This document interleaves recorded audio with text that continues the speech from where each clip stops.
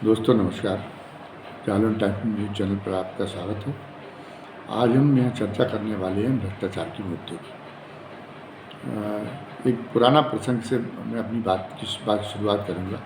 राजीव गांधी ने जब वो प्रधानमंत्री बने थे, एक सभा में ये कहा था कि देश में भ्रष्टाचार इस कदर व्याप्त हो चुका है कि हम जो 1 रुपये विकास कार्यों के लिए देते हैं, केंद्र जो 1 रुपये विकास कार्यों के लिए देता है, उसमें से केवल 15 पैसे से काम होता, 85 पैसे बीच में हड़प कर लिए जाते।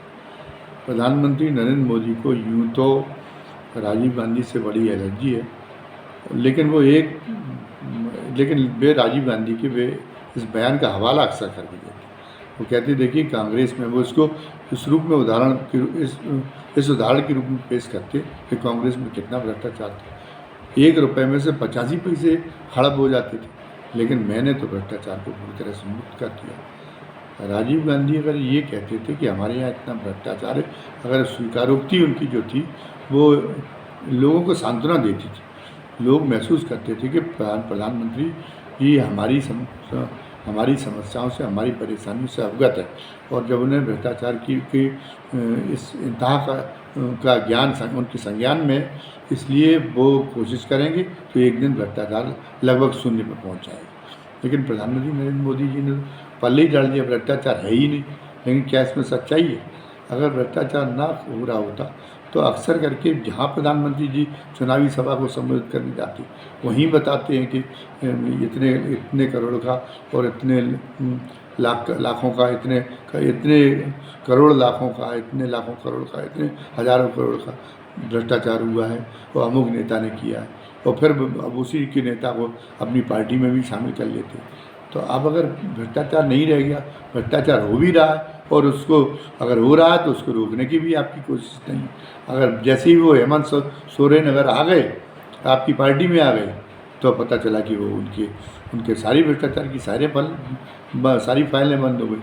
अगर पता चला कि वो जो महाराष्ट्र में अजीत पवार है, आप ही जिक्र कर रहे थे, लेकिन वो आपके में आ गए आपके में, तो सारी आपकी, तो आप ख़त्म हो गया, भ्रष्टाचार रहा ही नहीं था। येदियुरप्पा जब तक नहीं थे तब तक आपको भ्रष्टाचार, जब तक भारतीय जनता पार्टी में नहीं थे तब तक वो जो है बहुत ज़्यादा भ्रष्ट थे।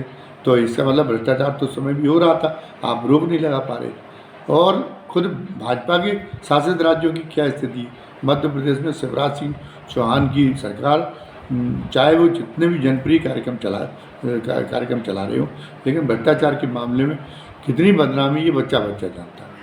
तो और आज अगर भारतीय जनता पार्टी के आम कार्यकर्ता से भी बात कर लीजिए, तो वो भी स्वीकार करता है कि जब से कि उनकी सरकार में बाकी बहुत काम अच्छे हुए होंगे, लेकिन भ्रष्टाचार के मोर्चे पे हमारी सरकार बहुत बुरी तरह विफल है। जो काम 1 रुपये में हो जाता था, आज उसके 5 रुपये लगते हैं। 5 गुना तक भ्रष्टाचार बढ़ गया। ये रोना खुद भारतीय जनता पार्टी के कार्यकर्ता रोते हैं, और ऐसा नहीं हो सकता कि इसकी ये फीडबैक जो तमाम सारी सरकारी एजेंसियां काम कर रही हैं उनके माध्यम से या किसी माध्यम से ना पहुंच रहा हो। अब भ्रष्टाचार पे की रुकावट क्यों नहीं हो पा रही? सबसे बड़ी बात यह है कि आज चुनावी खर्च को पार्टियों ने इतना महंगा बना दिया है कि उसकी वजह से उनको अंधाधुंध पैसे बटोरने की जरूरत पड़ रही है। आज स्थिति यह है कि जहाँ जिसकी सरकार है, वो जितने भी विभागों के हेड बनाती है, उन विभागों के जो हेड, जो भी सचिव बनते हैं, उनको एक टारगेट सौंप देती है। पुलिस के जो हेड है उनको भी एक टारगेट सौंप दिया जाता है कि हम आपको तब ये पोस्टिंग देंगे जब इतने करोड़ की व्यवस्था, इतने लाख करोड़ की व्यवस्था, इतने करोड़ की व्यवस्था आप जो है हमारे पार्टी फंड के लिए करें। तो हर सरकार के पास में वो खुद से पता चला कि सरकार जिसकी जिम्मेदारी भ्रष्टाचार को ख़त्म करने की, वो खुद ही भ्रष्टाचार करा रही।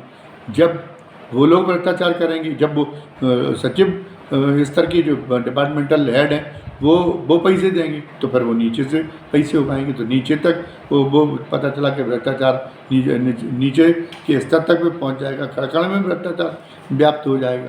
तो ये तो जो है एक इस भ्रष्टाचार को ख़त्म करने की कोशिश होनी चाहिए थी सरकार में। जब मोदी जी और उत्तर प्रदेश में योगी जी जिनके अपने परिवार नहीं, जिनको कोई तृष्णा नहीं है, फिर ये भ्रष्टाचार क्यों किए जा रहे हैं। दूसरी बात ये कि मुझे केंद्र के बारे में तो जानकारी नहीं है, लेकिन उत्तर प्रदेश के बारे में मुझे पता है कि जब मोदी जी पहली बार नए मुख्यमंत्री बने तो 3 महीने बाद ही वृंदावन में संघ की और भारतीय जनता पार्टी की समन्वय की बैठक हुई थी। उस समय संघ के लोगों ने नाराज़गी इस बात पे बहुत प्रकट की थी योगी जी के सामने कि हम भी दूसरी पार्टी में जैसे हुए, हमारे विधायक अभी जुम्मा कुछ महीने हुए चुनकर आए हुए और वो अभी से लूट मार उन्होंने मचा दी, जनता शिकायत करने लगी और आप नियंत्रण नहीं कर पा रहे। योगी जी ने उस समय उनको आश्वासन दिया था कि हम नियंत्रण करने की हम पूरी तरीके से वो इसको नियंत्रित करेंगे, हम विधायकों पर अंकुश लगाएंगे, वो इस ढंग की कोई भी भ्रष्टाचार करने, वो लूट मार मचाने से बाज आए। लेकिन क्या ऐसा हुआ था? 1-1.5 साल तक हुआ था। अधिकारी भी डरे और विधायक भी डरे और उस समय जो है उसके बाद में और बहुत दबे लुके छुपे कहीं पैसे ले पाते थे, लेकिन इस कदर उनकी हैसियत में बढ़ोतरी नहीं हो रही थी जैसी आज हो रही। फिर मैं एक राजीव गांधी का एक जिक्र करना चाहूँगा।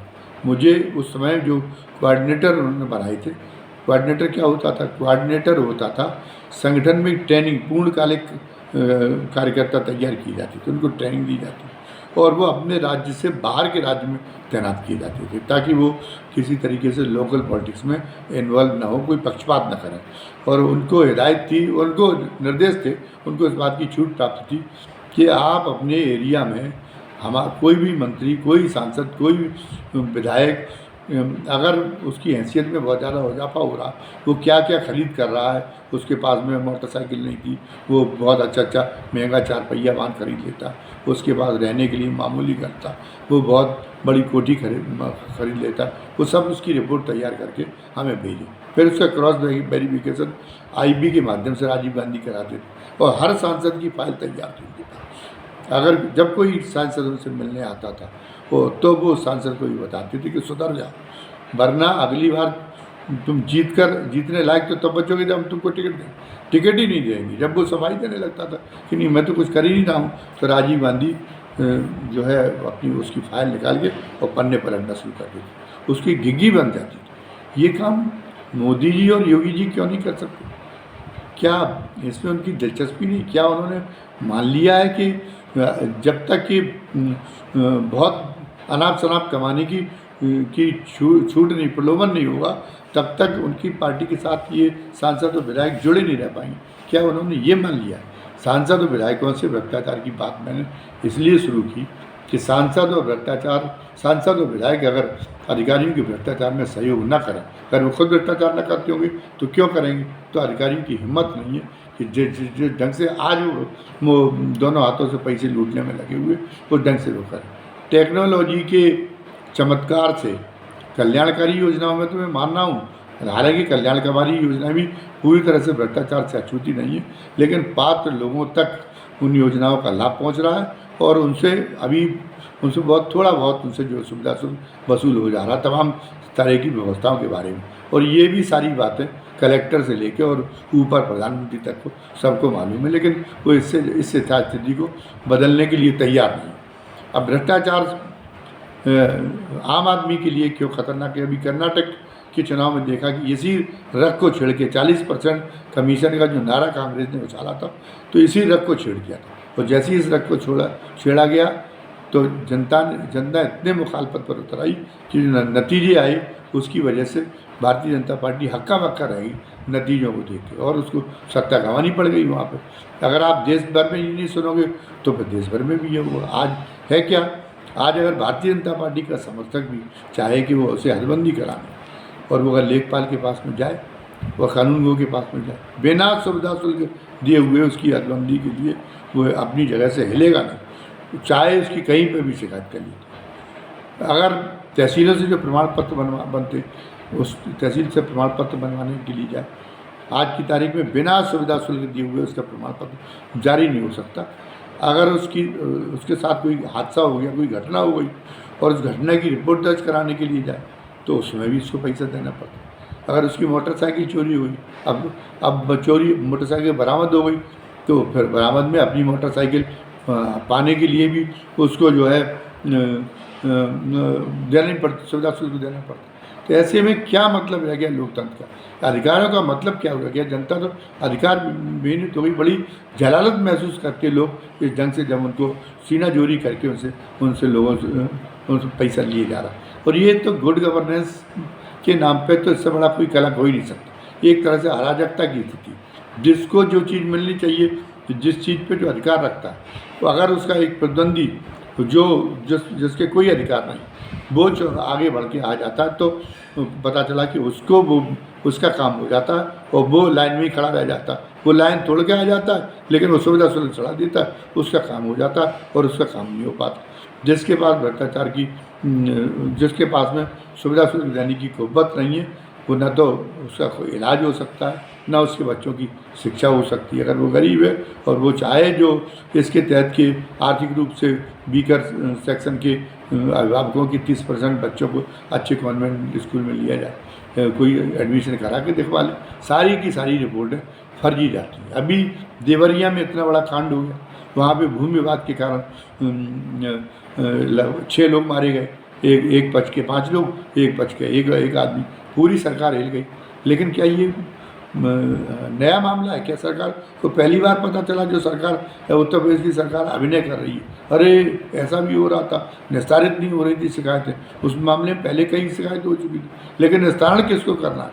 निस्तारण तो प्रशासन तो हमेशा उसी के साथ खड़ा रहता है, जो जाति कर रहा, जो अन्याय कर रहा है, तो कहाँ से निस्तारण होना? तो निस्तारण नहीं हुआ, टलता रहा मामला। और ये समीक्षा कराते हैं हर साल, हमारी राज्य सरकार हर महीने समीक्षा कराती है कि कितनी शिकायतें मुख्यमंत्री की जन सुनवाई पोर्टल पे आती है, उनका सही निस्तारण हो रहा है, लेकिन ये शिकायत पकड़ में नहीं आई। और ये तो अभी नया मामला है।